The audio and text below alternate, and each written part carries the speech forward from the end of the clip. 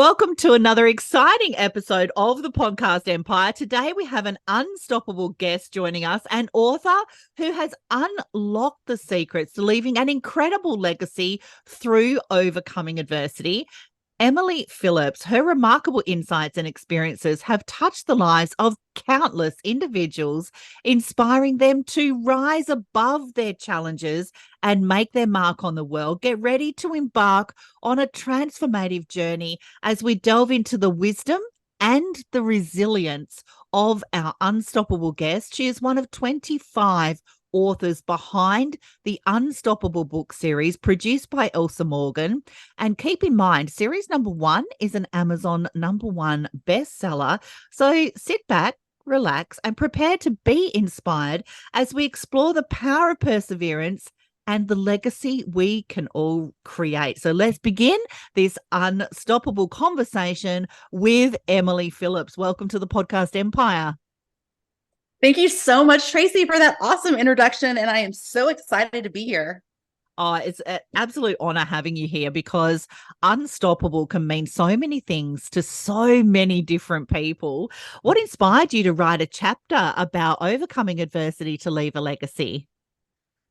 Well, I really appreciate you saying that. I've thought about writing a book for a very, very long time, but we've just been so busy being unstoppable. We haven't had a chance to actually sit down and put it all together. So this was a really great opportunity, and I really appreciate the opportunity. But I think with being successful and creating companies that are successful, there's a lot of things that you got to go through, a lot of ups and downs, a lot of surprises, a lot of lessons learned. It's an emotional roller coaster, but if you can stay focused and you stay with your team that's loyal and you're able to overcome some of these challenges, you really can be a winner. And I want to be an inspiration for those out there that are considering starting their own business or pursuing their passions, their dreams, or trying to get healthy, be more fit, really anything that they want to do. I would love to share with them, some of the things that I've done. And I think one of the things that makes me unique is that I'm extremely transparent. I'm the first person to admit my mistakes. I've made so many of them. And I probably will make a lot more, but you got to get to failure quickly. And I think that's really, really an important lesson for people to understand. I think, you fail so many times at one particular thing. There's a point in time where you got to go, you know what, this may not be working. We need to shift. So you want to get to failure quickly and focus and move towards kind of what's bringing you the revenue or what's bringing you the personal success or whatever it is that you're going after. I also have a physical disability. I have cervical dystonia in my neck. And if you haven't heard of that, it's very similar to like a Parkinson's, like what Michael J. Fox has, but I just have it in my neck. And there's been many times and many days where I could barely sit at a desk. It's hard to drive. It's hard to eat. It's hard to do my workouts. It's hard to do calls like this, but I continue to do it. And yeah, I just want people to know that may have those kinds of issues as well. You just got to persevere, take good care of yourself, and anything's possible. Absolutely. And what does unstoppable personally mean to you? What is the name of your chapter? Well, unstoppable for me is, it's getting up and it's getting up each day and facing the day with those challenges and not letting anything get in your way. It's saying maybe no to the party that you might have wanted to go to because you need to focus on your business. It's maybe saying no to that vacation that summer because you want to reinvest your business. It is seeing past some of the challenges that would make most people stop. I think a lot of people stop short of the miracle. And this is in all walks of life. I can give you countless of examples, but I've always believed that everybody has a good book in them. Everybody has a good business idea in them. And I think that people, when the pain becomes so great that it becomes a little bit unpleasurable and they don't see ahead, like they don't see that light, they stop. And I'm not one of those people. I'm extremely persistent. One of my favorite quotes in the whole world, my dad and we love this quote. He introduced it to me. It's by Calvin Coolidge. It's called Press On. And I don't want to quote the whole thing here, but it really talks about education is actually not the most important thing. Talent is actually not the most important thing. It's persistence and determination. That is what will make somebody win. Now, if you have talent and education, that will certainly help. But you will find, and like it says in that quote, a lot of educated, talented people are homeless or are not where they thought they were going to be, or they're not even here today because they could not see a path forward. I personally have also gone through several tragedies this year. I lost my brother, my only sibling. My father was diagnosed with pancreatic cancer. My son has some speech delays. It was kind of this, so many things that happened. Life happened, and I had to be able to. This was the first time that I've experienced true grief, and I've figured out how that can really affect your life in a very negative way. So I've tried to take that, the love that I had for my brother and repurpose that into good things and not let grief get the best of me. And these are all things that people go through and will stop them from achieving their dreams. One more thing I just wanted to mention, the pain pleasure principle. So people are either driven by pleasure or they're driven by pain. And a lot of times, I'm driven by pleasure. If an activity that I'm doing becomes too painful, I'll stop. Let's talk about alcohol, for example. There's a lot of people that love to drink. Well, I used to enjoy drinking. Now, when I drink, it doesn't really make me feel good. And so my brain recognizes that. And my brain recognizes that, and I recognize how I feel the next day. And that leads me to this. What you do today, Tracey, will impact tomorrow. So if you go out on a bender tonight, you're going to pay for it tomorrow, the day after, and the day after. If you don't do your daily consistent habits today, you may not notice the payoff so much tomorrow or the next day, but you'll notice next week. Have you done certain things every single day? That payoff is down the road. So I could talk to you for a long time about a lot of different subjects, but those would be some of the things that, I would talk to somebody about that really wants to be unstoppable. Absolutely, and if things don't change, things don't change. And it's the compound effect, right? Those small daily Yes. actions that help us reach, our bigger dreams and Yes. goals. That Yes. actually works. And I love how you hit on the fact that, there are some very intelligent people that are homeless, right? Yes. We've all got that greatness within us as what we actually do with it. So thank you so much for touching on that, because Yes. those words of inspiration will just help so many people and maybe even change a few perspectives as well. Can you maybe, Emily, share some insights, maybe a sneak peek into your chapter of maybe some specific strategies or a technique that you share in your chapter about overcoming adversity to leave a legacy? Well, I wrote in the chapter, I kind of tried to write, some of the things that I've overcome and some of the things that we've done and some of the things that we're doing. I talked a little about in my childhood, I had a great childhood. But there were some, there's always going to be some mean kids in elementary school, and sometimes they can say things then that will impact you today. I have a tendency to take negative events and try to turn them into something positive, and that's what I've done. So let me give you one example, and I don't know if I touched on this in my chapter or not, but I wanted to share this with you because this would probably be one of my most proudest, my biggest achievements so far. When the pandemic started, my husband, he's an emergency room doctor. And at the time when COVID first came out, we weren't exactly sure what we were dealing with. And I had just had a baby and we were nervous. We didn't know what my husband would be bringing home. So we decided to find somebody that would lend an RV. I don't know if you know what that is, like a trailer home, like an RV, and put it on our property so that he could quarantine, but yet still be on our property. And I took that idea, and in 30 days, I was able to create one of the largest nonprofit organizations in the world. We were all over the world, called RVs for MDs, and we helped over 30,000 people get matched and not get their families sick. And we created this organization of volunteers. And through that, I learned a lot. I learned about people coming together for a value and purpose more than money. And we created a loyal team. And I was super proud of what I did there. The reason I bring that up is not to, and try to press anyone. It's to impress upon this. I love to take any situation, whether it's negative or positive, and turn it into something big. I've always been that way. I've always been that way. And, when I was a child, I was never really overweight. I was just a bigger girl. I was stockier. I wasn't itty bitty like a lot of little girls are in grade school. but I would remember that. And I think a lot of kids, unfortunately today, bullying can be really bad. I wouldn't say that I was per se bullied, but they would, make hints that I wasn't as skinny as some of the other girls. So it was always a passion of mine, not to just be in shape, but to help others from a very young child. When I discovered that I had ADD, it was a passion of mine, not just to work through it through myself, but to teach others. And so I've always been passionate about helping women with weight.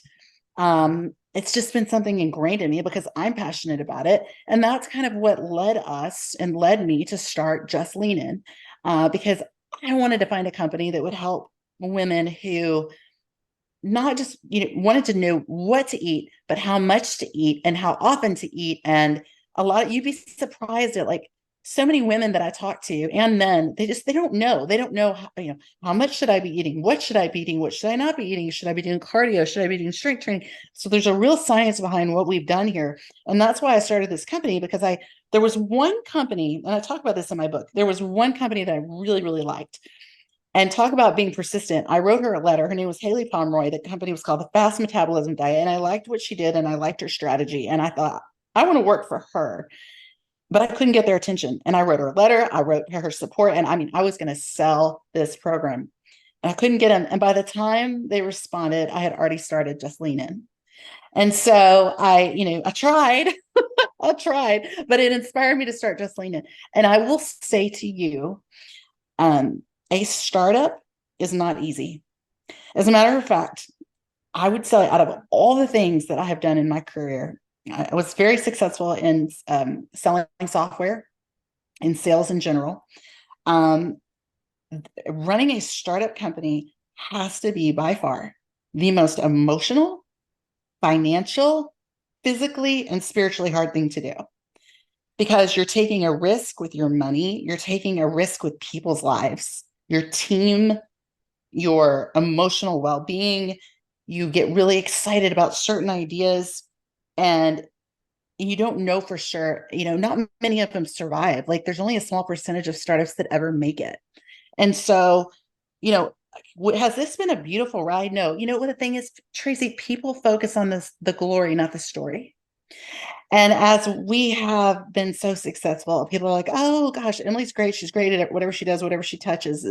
She's lucky. There's no luck here. This is, over this holiday weekend, I've been working. I'm not taking trips this summer. I mean, we're only 18 months old. We got to invest it back in our business. My husband's working extra hours. I'm not picking up extra childcare. We've got to invest it back in our business. We have to make small sacrifices today. And we're betting that it's going to pay off. And you know what, Tracey? It may not, but we're acting as if it will.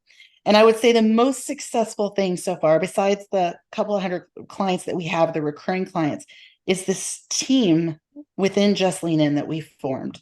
Their loyalty, their belief in the company, the mission, their belief in me. You've got 4 or 5 women with all of our own stories, all of our own issues, all of our own challenges. They're working for practically nothing to make this work because they see that vision. And for me, that 4 or 5 people is probably the proudest thing that I am so far about the company. Oh, it just creates so many challenges for a startup. But, if we don't take the risk, if we don't do it messy, do it organized, just do it because you're passionate about it and you want to literally save and help people's lives, then if we're not doing it for passion, what are we doing it for? And Les Brown said something once to me, and he said, the graveyard is the most expensive real estate on earth because that's where our dreams go to die. So I'm so glad. I love Les Brown. Love Les Brown. The image and the inspiration and the perseverance and grit that it takes to see something through. And if it works, great. If it doesn't, great. There's another lesson learnt, Yes. But we have to try. We can't just sit and just be nothing. We have to follow our passions. So thank you so much for sharing that. Now, you're an entrepreneur on fire. What would be 3 tips that you would share with anyone about starting a business as well? Oh, I've got them. Well, here's my number one thing. and this is a hard lesson that I've learned, but I want everybody to know it and understand it and listen very carefully. When you're starting a business, I think one of the things that you will think is that you need so much online advertising and you need to spend so much money at the beginning. Let me tell you, when we started Just Lean In, all the sales were made by me. They were made by me, by people that I know, by my network, by my own post on social media. I was selling 35 to 40 a day. And then I got it into my head, and this is the mistake I made. If I spend a boatload of money on this marketing firm, the leads will start pouring in and I won't have to hunt anymore. That was the worst. That was the worst thing that I ever did. And we had paid for it. We spent an exorbitant amount of money. More is not better. Really interview people that you're going to work with, online vendors, people that, because when people know that you're going to start a company, they're ready for you. And they and I hate to say it like this, but it's like they're ready. I mean, I would get message after message after message. This is how I can help you. I can bring in 100 leads a month. I can turn your business into an empire. I can do everything for you. I can handle your social media. I can, if I told you, Tracey, how many people promised me the world and I took it, I bought it. I bought into every single marketing person. And this is not, look, there's a lot of great marketing people out there, but we didn't run into the right ones. And I think another problem is we probably were so small as a team, we couldn't manage them. And so my first point to you is that start small. Like, don't invest all your money into one like hope and dream. You're gonna have to work really, really hard. Like another mistake I made was I thought of Just Lean In as already this big corporation, which we weren't. We were a very small team. We didn't need to pay people to do certain things. We should have done them. I should have done them. I was outsourcing. I do believe in outsourcing, but I was outsourcing too much. We needed to bear down, focus on the basics, and stop outsourcing to so many people because you're going to run out of money, especially if you don't have a very high ticket item. Now, if you have a really high ticket item, I think that's okay. But our product is so good, but we priced it low so everybody could afford it. The problem is that that's another thing. You got to be real careful about your pricing strategy because our packages that we sold and that we continue to sell were so low in cost that by the time it was time for the company to collect, there was almost nothing left. Once you paid for the salesperson, the marketing person, the admin people, the team, the cost of the lead. And so I would say, treat it like the bare bones, like treat it like you have no money in the bank, work your tail off. Like if you have to be the plumber, the mechanic, the cooker, the electrician, everything that you can do for this is your baby. My mom taught me this. Nobody's going to care more about your startup than you. Now, I did just say I have this incredible team of women, and they are. But at the end of the day, at the very end of the day, and Jen, my business partner, will tell you this. My husband and I own this company. We're the ones that put all of our savings in it. And I have to be responsible for everything. Now, part of that is also trust and letting go. And that's my second thing. If you find a group of people like I have, you have to learn to trust them and let go and let them do their job. My brain runs so fast and I have so many ideas. And one of my biggest faults and one of my best characteristics and biggest faults is they're both the same thing.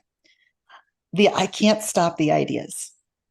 The ideas never stop in my head. And so what happens is my company, my team, we're steering down one direction. And that dopamine hit is not happening fast enough. And I got to steer it in a new direction. And we never finished here. And that was a hard lesson to learn. So lesson number 2, one thing at a time. One thing at a time. And if you get to failure quickly, go to the next thing, but make sure that you see it out. Third thing is I would say, and this is for me personally, is recognize loyal teammates. And when you do, respect their boundaries, give them recognition when it's due, understand their love languages. So, for example, I have somebody on my team that doesn't care about titles. She just cares that the team is getting along well and everything's coasting. Somebody else on the team cares more about the numbers. Somebody else on the team cares more about our feelings. I mean, we all have feelings, but learn the personalities on your team and respect those, but push them to help them grow in a way that they don't feel pushed, but the way that they feel encouraged. Listen, Tracey, I have a lot of tips to share, but I also have made a lot of mistakes. A lot of mistakes. I'm 46 years old. I got 3 kids, and I've made a lot of mistakes. And are we where I wanted to be right now? No, but we have a solid customer base. We've got good retention, and we're kind of starting over because we spent a lot of money in the wrong directions, and we're fired up. And we've just added something new to our company that I'm excited about. And I don't know if I have like 30 more seconds to share, but I would love to talk about it. So Absolutely. Yes. Yes. Feel so free to share. so the weight loss industry is very competitive, and because just the word weight loss is so competitive, sometimes it's really hard to get people's attention to stand out. Once people get to know us, they love us, they sign up, they think we're amazing, but it's getting that person that doesn't know me, like know or trust me and not my local community, to like just buy. That's where we're having an issue. So I came up with this idea. Why not create? So here's 2 things that we know that are really big in our demographic. And our demographic is mostly women between 38 and 65 years old. There's a couple of things they have in common. They all love true crime. I'm telling you, true crime is something they binge watch on the couch, drink wine, and watch true crime. That's what they do. The second thing is they're not getting enough steps in. So I had an idea. I created a company within our company called Step to Stories. There's a lot of really good YouTubers out there that sit and do their makeup and tell true crime. And there's a lot of good fitness companies out there on YouTube, but there's nobody telling true crime and stepping. And a lot of people aren't getting their 10,000 steps in a day because of the elements. It's too cold. It's too hot. Their neighborhood's not safe, or their kids are in the house, or they don't want to go outside. Well, I created a way to get 4,000 to 5,000 steps in a 30 to 40-minute time period and keep them engrossed in a fascinating story while we do it. And we're creating a community. And right now it is free. And they come into our community and they step with us every single day, because at the end of the day, besides changing your diet up, it's the steps that make the difference. It's great to weight train. It's great to do hard cardio sometimes, but it's the stepping that's the difference. And that is what people are missing. They say that being sedentary on a couch is almost as bad as smoking. It is not good. It is not safe, and you have to move. And we have started this. We were on episode 22. It's so messy, but people love it. And I'm excited about it. And I think it's innovative. And I think it's going to help bring people into our ecosystem and learn about Just Lean In.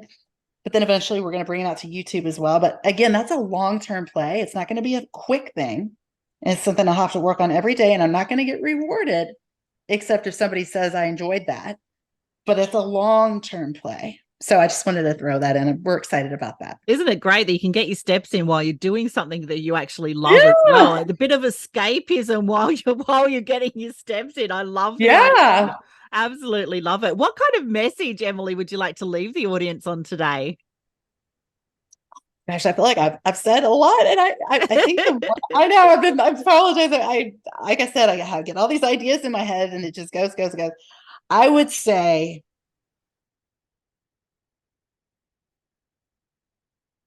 you start. That is something that I work on every single day. I think that if you finish what you start and you just keep it that simple, you will move mountains. Because I think the theme of my talk today has been about people stop before the miracle. And you can't want something more for somebody than they want it. You can't. The right people, you will attract the right people. And that's with customers and your team. And if you're not in a good place of mind, you're going to have a hard time attracting the right people. Stay humble.